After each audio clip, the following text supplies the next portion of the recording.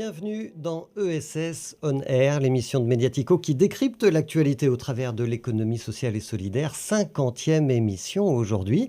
Bon anniversaire à vous, bon anniversaire à nous et merci pour votre fidélité. Et pour cette 50e émission, dans l'actualité, il y a les élections européennes. Alors, on va se demander aujourd'hui ce que nous apporte l'Europe au quotidien, en particulier ce qu'elle apporte à l'économie sociale et solidaire, et concrètement, comment ça se traduit. Et pour en parler, nous recevons aujourd'hui Nelly Fessot, qui est directrice de l'agence Erasmus+. Bonjour Nelly Fessot. Bonjour Frédéric et bon anniversaire à Mediatico. Merci beaucoup, ça fait très plaisir. Alors évidemment, Erasmus parle un petit peu à tout le monde depuis le film de Cédric Klapisch, L'Auberge espagnole, donc qui nous parle d'Erasmus comme un programme d'échange étudiant à travers l'Europe. Sauf que ce film, il a plus de 20 ans. Il date de 2002. Et depuis 20 ans, il s'est passé des choses en Europe. Et depuis 20 ans, Erasmus a changé. Est-ce que vous pouvez nous dire en 2024 ce que c'est aujourd'hui qu'Erasmus+? Erasmus+, effectivement, est parti à l'origine du programme Erasmus, qui a été créé en 1987 et dont on va fêter les 40 ans en 2027, donc très prochainement. Et c'était un programme à destination des étudiants exclusivement pour leur permettre d'effectuer une mobilité au sein de l'espace européen. Et ça, c'est quelque chose qui a changé. Et c'est quelque chose qui a connu une très très belle réussite et qui se poursuit, mais qui s'est additionné d'autres programmes. C'est pour ça qu'il y a le petit plus dans Erasmus ? Exactement, d'autres programmes type Leonardo ou Grundtvig par exemple, à destination de publics différents, comme par exemple les scolaires ou les personnels et les publics de l'enseignement et de la formation professionnelle et le public des adultes. Et en 2014, tout cela a été rassemblé sous un seul terme, Erasmus+, avec 4 secteurs, le scolaire, l'enseignement supérieur, l'enseignement et la formation professionnelle et l'éducation des adultes. On reste beaucoup dans la transmission, dans les échanges interculturels, on le sent au travers de ces 4 axes, donc ça c'est intéressant. Ça touche combien de personnes aujourd'hui, Erasmus+? Ça touche 140 000 mobilités par an que nous finançons chaque année. Donc, c'est quelque chose d'assez considérable.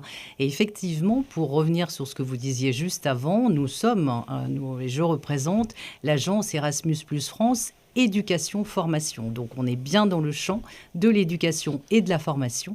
Nous avons une petite sœur qui s'appelle l'agence Erasmus+ Jeunesse et Sport sur le domaine de la jeunesse et du sport. Et jeunesse et sport, on est aussi dans l'économie sociale et solidaire. En tous les cas, on n'est pas loin. Alors, 140 000 personnes sont concernées chaque année. 140 000 Français ou 140 000 Européens ? Français uniquement, puisque en ce qui nous concerne, nous finançons uniquement des mobilités sortantes, c'est-à-dire de jeunes Français qui vont partir en Erasmus, soit dans un des 33 pays membres et participants au programme, les 27 pays membres de l'Union européenne et 6 pays associés. Et également, nous avons un Erasmus international qui représente à peu près 20% de notre budget et qui s'adresse cette fois-ci à des départs pour l'ensemble du monde. Alors, on va arriver à ce lien avec l'économie sociale et solidaire parce que vous dites sur votre site internet, dans vos plaquettes, que le programme Erasmus+, c'est l'une des contributions les plus concrètes de l'Europe dans la construction d'une citoyenneté commune.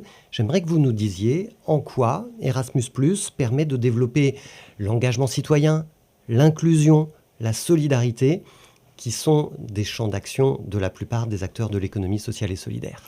Alors au départ, peut-être petite précision Frédéric, le programme a été créé pour faire des citoyens européens et c'est toujours son objectif principal et premier.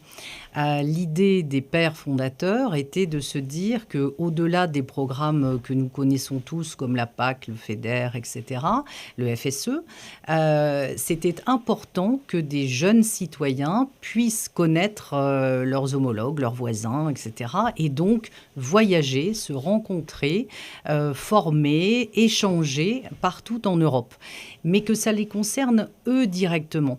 Et donc c'est vraiment l'objectif tout premier du programme. Après, en ce qui concerne la programmation actuelle, c'est-à-dire la programmation 21-27, puisque le programme s'inscrit dans différentes programmations, dans cette programmation 21-27, il y a une nouveauté qui est que nous avons 4 priorités. Et c'est une nouveauté parce qu'avant, le programme Erasmus+, donc qui a rassemblé tous les programmes dont je vous ai parlé tout à l'heure, n'avait pas spécifiquement de priorité, mais là, il y en a 4 qui ont été définis, au premier rang desquels, bien sûr, la citoyenneté, mais également l'inclusion, le développement durable et le numérique.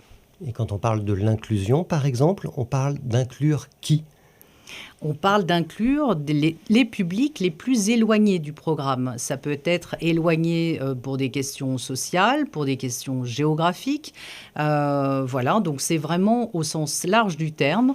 Et en tout cas, maintenant, le programme propose ce qu'on appelle un top-up inclusion, c'est-à-dire un petit plus qui permet d'être complémentaire à la bourse que nous délivrons de 250 € par mois, par exemple. Et puis également donne des points aux structures qui vont présenter des programmes qui s'inscrivent dans cette dimension inclusive. Alors, vous décernez des bourses de 150 € par mois. Vous avez dit tout à l'heure, vous financez la mobilité des 140 000 Français qui participent au programme. Votre budget, il est de combien et il vient d'où ? Les bourses sont beaucoup plus importantes, Frédéric. Les bourses ne sont pas que de 250 € par mois. 250 € par mois, c'est uniquement le top-up inclusion. Généralement, les bourses, par exemple pour les étudiants, se situent plutôt entre 500 et 700 € par mois. Et elles peuvent être plus importantes dans le domaine scolaire, dans le domaine de l'enseignement et de la formation professionnelle ou de l'éducation des adultes. En matière budgétaire, sur cette programmation 21-27, nous avons au total un budget de 2,2 milliards d'euros, essentiellement en crédit d'intervention, c'est-à-dire uniquement pour financer les bourses. Et nous avons un budget également de fonctionnement qui est bien moindre et pour évidemment faire vivre la structure que j'ai la chance et l'honneur de diriger, l'agence Erasmus+ France Éducation Formation. Qui est basée à quel endroit ? Bordeaux. C'est ça, parce que c'est intéressant de comprendre aussi que vous avez un ancrage territorial. Vous n'êtes pas au cœur de Paris, comme on pourrait le croire, comme la plupart des institutions. Vous êtes à Bordeaux. Alors, parlons encore d'argent. Parce que Maxime Baduel, qui est le délégué ministériel à l'économie sociale et solidaire, nous dit que l'Europe est une chance pour l'économie sociale et solidaire. J'aimerais savoir comment le programme Erasmus+ soutient les acteurs de l'économie sociale et solidaire. À travers les 2 types de soutien que nous offrons traditionnellement par le biais d'Erasmus+, à savoir le soutien et le financement des mobilités et évidemment également le soutien et le financement des projets et des partenariats. Alors parlons concret. Donnez-nous des exemples. Concrètement, chaque année, l'agence Erasmus+ ouvre un appel à projets, généralement au mois d'octobre. Il se termine au mois de mars. Et pendant ce laps de temps, toutes celles et ceux qui portent des projets ou qui ont envie de porter un projet les déposent sur notre plateforme. Ensuite, ces projets, en général durant le mois d'avril et le mois de mai, sont étudiés par des évaluateurs externes, donc qui ne sont pas des personnels membres de l'agence, qui représentent à peu près 4 à 500 personnes selon les années, et qui évaluent chacun des projets pour les noter. Et donc, bien sûr, dans ces projets qui sont déposés par ce qu'on va appeler des porteurs de projets, il y a des associations, il y a bien sûr tout l'écosystème de l'économie sociale et solidaire, des ONG, des entreprises sociales, voilà, qui peuvent tout à fait déposer des projets. Mais avant ça, Frédéric, si par exemple vous avez, vous, une idée de mobilité et que vous vous dites « mais je ne sais pas très bien comment faire », nous avons au sein de l'agence un département qui est chargé d'accompagner celles et ceux qui ont une idée de mobilité ou de projet ou de partenariat Erasmus, mais bon, qui ne savent pas trop comment s'y prendre. Donc nous avons un département, le département promotion, et une équipe dédiée sous la houlette de Marielle Godin qui peut vous accompagner pour vous aider à concevoir au mieux votre projet avant de le déposer. Et évidemment, je conseille toujours de le faire parce que Ça permet aussi d'échanger sur les projets qui existent déjà. Donc, bien sûr, il y a une plateforme. Il y a la plateforme EPAL, par exemple, pour l'éducation des adultes. Mais c'est toujours intéressant de parler directement à quelqu'un et de pouvoir dire mais quels sont les projets qui fonctionnent. Oui, alors vous faites bien de le préciser parce que je me dis spontanément, je ne penserai pas à Erasmus+, pour aller financer un projet de ma structure d'économie sociale et solidaire. Pourquoi ? Parce que l'économie sociale et solidaire, elle est souvent très ancrée sur son territoire. Et donc, si elle envisage de partir sur un autre territoire, c'est plutôt sous forme d'essaimage. Donc, est-ce que c'est de l'essaimage, par exemple, que vous aidez à financer ou alors, il y a de la réplication d'autres façons, mais j'ai vu aussi que vous proposez des formations. Et peut-être qu'on peut aller se former dans d'autres structures qui seraient sur d'autres territoires. Donc, donnez-nous des exemples concrets de structures qui ont été financées par Erasmus+, que peut-être on va connaître. Et dites-nous en quoi vous les avez aidées au-delà du financement. Alors nous sommes dans le champ de l'éducation et de la formation. Donc c'est toujours très intéressant de voir au plan européen comment fonctionnent ses pairs, enfin ses voisins, et puis de se dire, en termes de formation dans le champ de l'économie sociale et solidaire, qu'est-ce qui est intéressant à développer comme projet. Donc par exemple, je peux vous en citer deux. L'exemple de l'ESS France qui porte un projet qui s'appelle le projet CAPS et qui permet d'améliorer l'accès des femmes aux postes de direction au sein des fédérations de l'économie sociale et solidaire. Donc ça, par exemple, c'est un échange de bonnes pratiques et de rencontres et de création d'un réseau entre ESS France, la Belgique et l'Espagne. Donc ça, c'est par exemple un type de projet... c'est intéressant parce qu'on sait qu'il n'y a pas assez de femmes qui portent la tête des structures de l'économie sociale et solidaire. Il faut faire monter les femmes, c'est sûr. Pardonnez-moi, Frédéric, je me permets d'insister sur ce point-là. Ensuite, autre projet, nous avons l'association Alage, qui est basée en Seine-Saint-Denis et qui porte un projet qui s'appelle le projet Nature pour développer des nouveaux métiers d'une agriculture écologique pour des publics urbains en situation d'inclusion. Donc là aussi, c'est intéressant pour eux de voir comment ça fonctionne et est-ce qu'il existe ce type d'initiative dans d'autres pays européens. Il faut toujours revenir à la source qui est de faire des citoyens européens.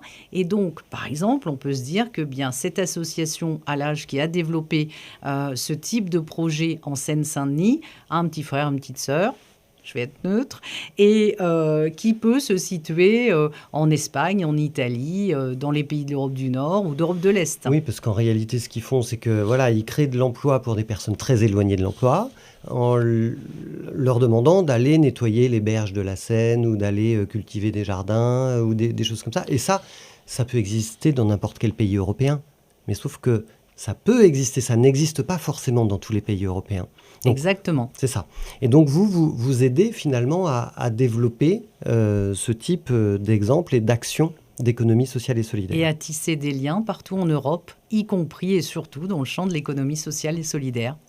Alors, je vais revenir sur le financement à nouveau, parce que c'est le nerf de la guerre. On le sait, si on veut développer l'économie sociale et solidaire, il faut qu'on trouve les financements pour que les structures puissent avancer, se développer et investir. Le CESE, le Conseil économique, social et environnemental, a publié cette semaine un rapport important et alarmant sur le financement des associations françaises. Comment est-ce que l'Europe soutient financièrement les associations? Vous avez parlé tout à l'heure de la PAC, c'est la politique agricole commune. Vous avez parlé du FSE, le Fonds social européen. Le FEDER, c'est le Fonds européen de développement régional, qui permet d'harmoniser les grandes régions européennes entre elles. Mais c'est des programmes qui sont très lourds, dont les financements sont apportés très longtemps après qu'ils aient été demandés. Est-ce qu'il y a des programmes de financement qui sont plus simples d'accès pour les acteurs de l'ESS que le FSE ou le FEDER? J'ai envie de vous répondre Erasmus+, bien sûr, Frédéric. Alors, c'est de bonne guerre. Voilà, c'est de bonne guerre, c'est de bonne guerre. Mais en synthèse, peut-être juste pour saluer le travail considérable qui a été fait par le CESE, parce que les rapports sont vraiment de grande qualité. Et donc, effectivement, j'ai lu leurs conclusions alarmantes sur le secteur et le financement, en tout cas, du secteur associatif et la baisse, je crois, de 41% qu'ils ont notés ou qu'ils mettent en avant. Des subventions publiques. De subventions publiques, tout à fait. En ce qui concerne Erasmus, nous sommes, ou Erasmus+, pardon, nous sommes évidemment totalement, j'ai envie de dire, à disposer à partir du moment où les acteurs de l'économie sociale et solidaire, dont évidemment les associations, déposeraient un projet qui trouve sa place et qui s'inscrit dans les 4 priorités du programme, à les financer. Alors, ce que dit le CESE aussi dans son rapport, dans ses conclusions, c'est qu'il y a aussi des règles européennes qui sont extrêmement contraignantes et qui empêchent finalement les associations ou les structures de l'ESS, il n'y a pas que des associations, de prétendre à des financements européens. Comment est-ce que vous regardez ça, vous, Erasmus+?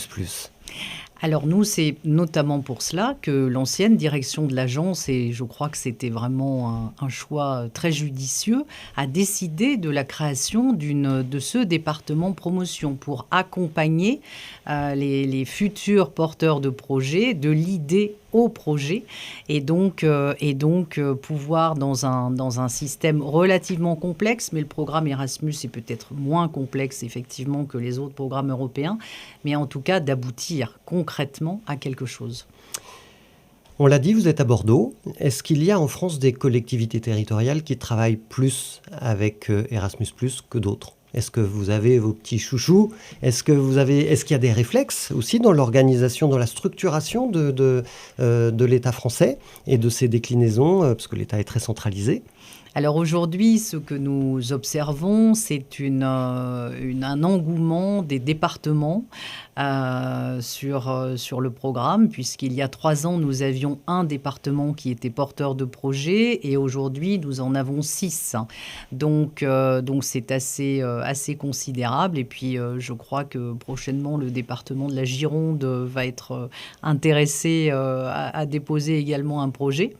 Et puis, nous avons aussi des collectivités, villes, métropoles, Toulouse Métropole par exemple, mais également la ville de Libourne qui est particulièrement impliquée sur nos projets, enfin sur les projets Erasmus. Et je crois que ce qui est intéressant à souligner, c'est que les collectivités territoriales peuvent s'adresser aux 4 secteurs, c'est-à-dire qu'ils peuvent déposer des projets aussi bien dans le champ scolaire que dans le champ de l'éducation des adultes ou de l'enseignement et de la formation professionnelle. On peut déposer 4 dossiers. Exactement, donc c'est très large et donc c'est intéressant aussi pour eux. Là aussi, nous avons une équipe dédiée sous la houlette de Maud Cyr qui accompagne toutes celles et ceux qui seraient intéressés au sein des collectivités territoriales pour déposer un projet Erasmus+. C'est bien pour vous, ça montre que votre dispositif est pertinent. Ça montre aussi la fragilisation des collectivités territoriales dans leur mode de financement. On parlait des financements des associations, les collectivités aussi ont des difficultés de financement croissantes, non ? Je n'irai pas jusque-là, c'est-à-dire que je dirais qu'ils aient ou non des financements en hausse ou en baisse, l'intérêt, en l'occurrence, de déposer un projet Erasmus+, c'est toujours d'avoir une vision européenne, de penser européen. Et donc, quel que soit leur financement, j'ai envie de dire par ailleurs, là, l'objectif, c'est de travailler au plan européen. Et donc, pour en avoir parlé, par exemple, avec le président du département de la Gironde, on en parlait très très librement et on parlait du SDIS, par exemple le SDIS 17, pardon, 33, donc les services, désolé, oui. les services d'incendie et de oui. secours. Et par exemple, on se disait que ça pouvait être tout à fait intéressant et pertinent d'avoir des échanges sur la manière dont des collectivités territoriales ou d'Espagne ou du Portugal traitent cette question des feux de forêt, puisque les Landes ont été particulièrement touchées, une partie du département de la Gironde. Donc, d'avoir des champs de formation entre pairs sur des domaines précis, c'est toujours intéressant. Il y a un autre enjeu qui est essentiel aujourd'hui, c'est celui de la transition écologique. Et l'Europe, d'ailleurs, a adopté un pacte vert européen avec des investissements colossaux dans l'objectif d'arriver à une neutralité carbone en 2050. Est-ce qu'Erasmus+ prend sa part dans ce projet en termes de financement ? Tout à fait. Donc, en termes de projets déposés, nous observons et nous analysons les projets toujours à l'aune des 4 priorités, dont celle du développement durable. Et par ailleurs, il se trouve que l'agence de Erasmus Plus France Éducation Formation est également le centre ressources pour l'ensemble des agences européennes, des agences Erasmus au plan européen. Ah, mais donc, je croyais qu'il y en avait que 2. Il y en a combien en Europe des agences? Alors, il y en a au moins une par pays. Donc, il y a 33 pays Évidemment. Qui sont membres du programme. Bien sûr. Donc, les 27 et les 6 associés, 27 pays membres de l'Union européenne et les 6 associés. Certains pays ont une agence, d'autres 2, 3. Voilà. Oui, je suis trop franco-français. Ça monte rarement plus. Mais en tout cas, en ce qui concerne le développement durable, nous avons ce qu'on appelle un SALTO, un centre de ressources, de recherche, d'analyse, de travail en commun sur cette dimension développement durable. Et donc, nous sommes fiers, bien sûr, d'avoir réussi à relever ce challenge, puisque ce SALTO est très récent. Il a été créé en mars 2023 et il est dirigé par Delphine Sauvager. Vous pouvez nous rappeler quel est le montant du budget que vous consacrez chaque année à financer l'ensemble de ces actions ? Alors, l'ensemble du budget par an est à peu près entre 350 et 360 millions d'euros. Ça, c'est par année pour l'ensemble des actions et des projets Erasmus. Et nous sommes en croissance continue, puisque la programmation 21-27 nous a permis d'obtenir un budget en doublement par rapport au projet 2014-2020. Merci beaucoup Nelly Fesseau pour toutes ces explications et on voit bien la place de l'Europe dans le financement de l'économie sociale et solidaire, des associations, des territoires aussi. Donc merci pour ce beau témoignage que vous nous avez apporté. Merci Frédéric. Et merci à vous pour votre fidélité. Bien sûr, on se retrouve la semaine prochaine pour une nouvelle émission ESS On Air, l'émission de Mediatico qui décrypte l'actualité au travers de l'économie sociale et solidaire.